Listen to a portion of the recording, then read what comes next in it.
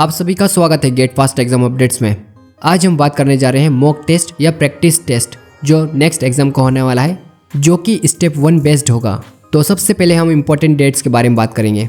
Candidate की basic information और mock test का जो रजिस्ट्रेशन स्टार्ट होने वाला है वो 28 जून से लेके 10 जुलाई शाम 5 बजे तक रहेगा। कैंडिडेट की बेसिक इन्फॉर्मेशन और रजिस्ट्रेशन का स्टेटस, जिसमें अगर इमेज रिजेक्ट की गई है तो उसका करेक्शन 11 जुलाई से लेके 12 जुलाई शाम 5 बजे तक कर सकते हैं। बेसिक इन्फॉर्मेशन और रजिस्ट्रेशन का फाइनल स्टेटस आप चेक कर सकते हैं 13 जुलाई शाम 5 बजे तक। एग्जाम यूनिकोड जो जनरेट होगा उन कैंडिडेट के लिए जिनकी सभी बेसिक इन्फॉर्मेशन एक्सेप्ट कर ली गई हो, जिसे आप जनरेट कर सकते हैं 28 जून से लेके 14 जुलाई शाम 5 बजे तक। आप अपनी एप्लीकेशन कंप्लीट कर सकते हैं 28 जून से लेके 14 जुलाई शाम 5 बजे तक। ये तभी कंप्लीट होगी जब कैंडिडेट का एग्जाम यूनिक कोड जनरेट हो जाएगा। कैंडिडेट जिन्हें स्क्रैप सर्टिफिकेट जमा करना है या फिर कंपेंसेटरी टाइम के लिए अप्लाई करना है, जो कि परफॉर्मा A1, A2 और A3 अपेंडिक्स A, जिसे आगे वीडियो में हम बात करेंगे, उसे अप्लाई करने की डेट है 28 जून से लेके 21 जुलाई तक। कैंडिडेट अपना एडमिट कार्ड 21 जुलाई से डाउनलोड कर सकते हैं। नेक्स्ट एग्जाम का मॉक टेस्ट शुक्रवार 28 जुलाई 2023 को होगा, जो कि कंप्यूटर बेस्ड टेस्ट होगा। कैंडिडेट के स्कोर सेपरेटली डिक्लेयर किए जाएंगे। मॉक टेस्ट की जो एप्लीकेशन फ़ी है वो इस प्रकार है। जनरल और ओबीसी कैंडिडेट के लिए 2000 रुपये, SC, ST और EWS एप्लीकेंट जो हैं उनके लिए 1000 रुपये रहेगी, जबकि कोई कैंडिडेट जिसे कोई डिसेबिलिटी है उसके लिए कोई फीस नहीं रहेगी। इस बात का ध्यान रखें, एक बार फीस जमा करने के बाद कोई भी परिस्थिति में फीस रिफंड नहीं की जाएगी और बिना फीस के एप्लीकेशन एक्सेप्ट नहीं की जाएगी। अब हम बात करेंगे कुछ इंपॉर्टेंट पॉइंट्स को डिटेल में, जिन्हें जानना एप्लीकेशन फॉर्म भरते समय आपके लिए बहुत जरूरी है। नेक्स्ट एग्जाम का जो ब्राउचर है, जिसका जो स्टेप 1 है वो कंप्यूटर बेस्ड होगा। सबसे पहले हम बात करेंगे एलिजिबिलिटी क्राइटेरिया की। जितने भी फाइनल ईयर के MBBS स्टूडेंट्स हैं जो कि अपनी स्टडी इंडियन मेडिकल कॉलेज से कर रहे हैं, वही एलिजिबल है मॉक टेस्ट के लिए। इसमें अभी FMG स्टूडेंट्स को कंसिडर नहीं किया गया है। अब हम बात करेंगे एप्लीकेशन प्रोसेस की, जो कि 3 स्टेज में प्रोसेस की गई है। स्टेज 1, जिसमें कैंडिडेट को अपनी बेसिक इन्फॉर्मेशन प्रोवाइड करनी होगी, जिससे रजिस्ट्रेशन ID और पासवर्ड क्रिएट होगा। उसके बाद कैंडिडेट को अपलोड्स करनी होगी इमेजेस, जिसमें फोटो, साइन, लेफ्ट थंब का इम्प्रेशन, ये सब अपलोड करना होगा। इस बात को ध्यान रखिए, इसमें यह भी बताया गया है एक बार फीस सबमिट करने के बाद बहुत सी इन्फॉर्मेशन है जिसे आप वापस करेक्ट नहीं कर सकते, और इस इन्फॉर्मेशन को जो नेक्स्ट एग्जाम होगी स्टेप 1 और स्टेप 2, उसमें इस इन्फॉर्मेशन का यूज़ किया जाएगा। तो फॉर्म भरते समय सभी इन्फॉर्मेशन सही से भरें। जो सेकेंड स्टेज है, जिसमें जनरेट किया जाएगा एग्जाम यूनिक कोड, जिसे जनरेट करने के लिए आपके पास वैलिड और कंफर्म रजिस्ट्रेशन होना चाहिए, जिसमें करेक्ट बेसिक कैंडिडेट इन्फॉर्मेशन होनी चाहिए, तभी कोड जनरेट होगा। रजिस्ट्रेशन का कंफर्मेशन आपकी वैलिड ईमेल ID पे भेज दिया जाएगा।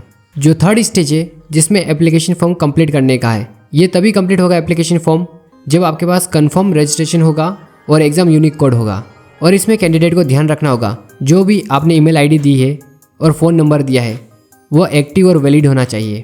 ब्राउचर के 7th सेक्शन में बताया गया एग्जामिनेशन के बारे में, जिसमें कैंडिडेट को अपना वैलिड एडमिट कार्ड लेकर एग्जामिनेशन सेंटर जाना होगा। उसके बिना एंट्री नहीं दी जाएगी। कैंडिडेट को यह भी ध्यान रखना होगा कि अपने एडमिट कार्ड पर IP address, bar code, roll number, नाम और फोटोग्राफ होना चाहिए। और कैंडिडेट को मस्ट फॉलो इन्फॉर्मेशन जो कि एडमिट कार्ड पर दी गई है, उसे आप नेक्स्ट के जो वेब पोर्टल है उसमें जो माई पेज है उस पर जाकर आप चेक कर सकते हैं। अगर आप अपने एडमिट कार्ड में कोई एरर पाते हैं तो उसके लिए आप अपने एडमिट कार्ड को ईमेल या पोस्ट ना करें। उसके लिए पोर्टल पे रेज अ क्वेरी करके ऑप्शन दिया गया है, आप वहां जाकर अपनी कंप्लेंट कर सकते हैं। कैंडिडेट को जो भी सेंटर अलॉटेड किया जाएगा वो फाइनल होगा, जो कि किसी भी स्थिति में चेंज नहीं किया जाएगा। अब हम बात करेंगे एग्जाम के मोड और स्कीम के बारे में। जो नेक्स्ट का स्टेप 1 मॉक टेस्ट पेपर होगा वो 2 पार्ट में होगा, पेपर 1 और पेपर 2। जो पेपर 1 होगा उसका टाइम और ड्यूरेशन इस प्रकार है। पेपर 1 3 घंटे का होगा, जो कि 9 बजे से लेके दिन के 12 बजे तक रहेगा। उसमें क्वेश्चंस 120 होंगे और सब्जेक्ट जो इसमें इंक्लूड होंगे वो मेडिसिन और उसका अलाइड सब्जेक्ट, पीडियाट्रिक्स, ऑप्थेल्मोलॉजी और वो सभी सब्जेक्ट जो कवर करे फर्स्ट, सेकंड और थर्ड MBBS कोर्स को। और क्वेश्चन का टाइप होगा वो मल्टीपल चॉइस होगा, सिंगल करेक्ट ऑप्शन होंगे। हर करेक्ट आंसर पे 1 मार्क्स मिलेगा और इनकरेक्ट आंसर पर -14 होगा। और जो भी क्वेश्चंस रिव्यू के लिए या अन आंसर किया जाएगा उसके लिए 0 मार्क्स होगा। और जो सेकंड पेपर होगा वो 3.5 घंटे का होगा, जो कि 2:30 बजे से लेके शाम के 6 बजे तक रहेगा, जिसमें 140 क्वेश्चन होंगे और सब्जेक्ट्स इंक्लूड होंगे, जिसमें सर्जरी और उसके अलाइड सब्जेक्ट्स, ऑब्स्टेट्रिक्स, गायनेकोलॉजी, ओटोराइनोलैरिंजियोलॉजी और उसके इंक्लूडिंग सब्जेक्ट्स जो कि फर्स्ट, सेकंड और थर्ड MBBS कोर्स में आए हैं, और बाकी सब सेम पेपर 1 की तरह होगा। अब हम बात करेंगे कुछ रूल्स जो स्क्रैप और कंपेंसेटरी टाइम के लिए है, जिसमें एलिजिबिलिटी स्क्रैप और कंपेंसेटरी टाइम के लिए है कोई भी व्यक्ति जिसमें किसी बेंचमार्क डिसेबिलिटी है जो डिफाइन करता है सेक्शन 2R जो RPWD एक्ट के तहत 2016 के अंडर हो, और दूसरा जिसमें व्यक्ति को स्पेसिफिक डिसेबिलिटी है जो कि definition section 2S RPWD act 2016 के तहत है, पर वह कवर नहीं की गई है डेफिनेशन ऑफ सेक्शन 2R जिसमें उस व्यक्ति को 40% डिसेबिलिटी है और उसे लिखने में कुछ दिक्कतें हैं। आप स्क्रीन पर देख सकते हैं। अगर आप स्क्रैप और कंपेंसेटरी टाइम के लिए अप्लाई कर रहे हैं तो इस फॉर्मेट में आप अप्लाई कर सकते हैं। आप स्क्रैप या कंपेंसेटरी टाइम के लिए अप्लाई करते समय कुछ बातों का ध्यान रखें। जब भी आप सर्टिफिकेट अप्लाई करो तो स्पेसिफिक टाइम दिया गया है उससे पहले करें। अगर कोई कैंडिडेट जो चाहता है स्क्रैप के लिए या खुद से लाना चाहता है या रिक्वेस्ट करता है एग्जामिनेशन सेक्शन को, तो उसके लिए उसे एप्लीकेशन फॉर्म भरते समय ऑप्शन में बताना होगा। अगर कोई कैंडिडेट ऑन करता है स्क्रैप को तो उसे एडिशनल इन्फॉर्मेशन एग्जामिनेशन से पहले एप्लीकेंट से ली जाएगी। अगर कोई कैंडिडेट स्क्रैप ऑन करता है और वह स्क्रैप एग्जाम के टाइम पर नहीं पहुंचता है तो एम्स के लिए ये पॉसिबल नहीं हो पाएगा नया स्क्रैप अरेंज करें, और उसकी मिनिमम क्वालिफिकेशन भी बतानी होगी।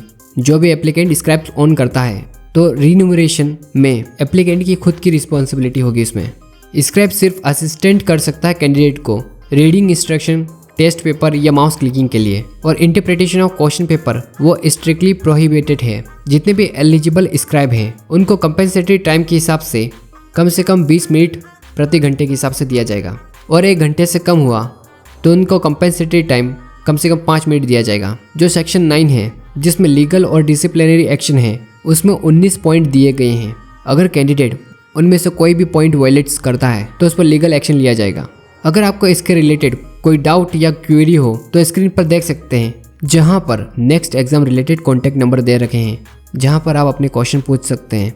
आपको ऑफिशियल वेबसाइट और एप्लीकेशन फॉर्म की लिंक डिस्क्रिप्शन में मिल जाएगी। अगर आपको इस इन्फॉर्मेशन का PDF चाहिए तो डिस्क्रिप्शन में टेलीग्राम की लिंक दे रखी है, आप वहाँ जाके इसे ले सकते हैं।